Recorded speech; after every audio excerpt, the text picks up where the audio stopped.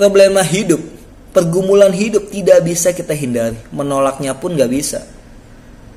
Mau tidak mau, suka tidak suka, kita harus menghadapinya dengan penuh bertanggung jawab.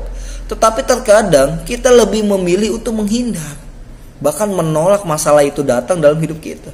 Dengan apa? Dengan mengandalkan kekuatan kita sendiri, cara berpikir kita sendiri. Bahkan kita mengandalkan orang lain untuk bisa menyelesaikan masalah kita. Semua akan sia-sia. Yang ada hanya membuat kita menjadi stres, depresi, frustasi. Dan banyak di antara kita bunuh diri. Kenapa? Karena kita tidak bisa menerima keadaan kita. Kita tidak bisa menerima permasalahan hidup kita. Kita menjadi stres, frustasi. Tidak tutup kemungkinan bunuh diri. Saya mau katakan gini, kita butuh sosok yang bisa menyegarkan roh kita, membangkitkan gairah hidup kita, kegembiraan kepribadian kita, ketenangan untuk kita bisa menyelesaikan masalah kita. Siapa dia? Tuhan kita, Yesus. Hanya Yesuslah yang bisa memberikan kita kekuatan untuk kita bisa melewati setiap permasalahan hidup kita. Jangan bergantung kepada yang lain, bergantunglah kepada Yesus. Dialah yang akan memberikan kekuatan buat kita. Saya menangkap ini di dalam Mazmur 116 ayat 7 sampai 8. Kembalilah tenang, hai jiwaku, sebab Tuhan telah berbuat baik kepadamu. Ya, Engkau telah meluputkan aku daripada maut, dan mataku daripada air mata, dan kakiku daripada tersanjung. Kita tahu Daud selalu dikejar-kejar oleh Saul, karena Saul iri hati kepada Daud. Daud dipuja-puja, dihormati.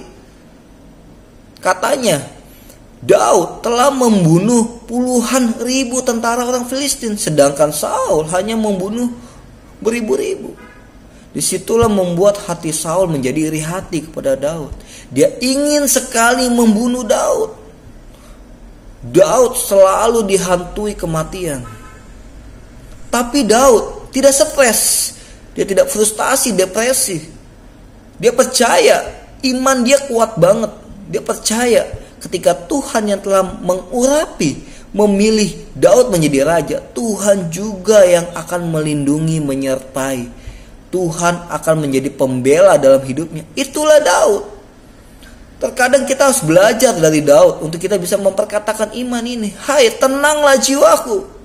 Lalu kita belajar untuk mengingat kebaikan Tuhan, penyertaan Tuhan dalam hidup kita. Masuk kamar, tutup pintu, ngobrol sama Tuhan. Ngobrol sama Tuhan. Hanya Tuhanlah yang bisa memberikan kita kekuatan untuk kita bisa melewati permasalahan hidup kita. Tidak ada yang lain. Jangan bergantung pada yang lain. Saya menangkap ini juga di dalam Filipi 4 ayat 13. Segala perkara dapat kutanggung di dalam Dia yang memberikan kekuatan kepadaku. Segala perkara dapat kutanggung di dalam Yesus yang memberi kekuatan kepadaku. Perkara apapun, tidak ada yang mustahil. Kita bergantung hidup kita kepada Tuhan. Ketika kita lemah, kita sedang down, Roh Kudus akan menghibur kita. Dia memberikan spirit yang baru dari hari ke hari buat kita, supaya kita bisa melewati setiap masalah dalam hidup kita. Andalkan Yesus. Roh Kudus yang ada di dalam pribadi saya dan saudara, aktifkan, prioritaskan. Biarkan Roh Kudus bekerja seluas-luasnya dalam hidup kita. Percayalah, setiap kita bergantung kepada Yesus, akan ada mujizat yang kita terima.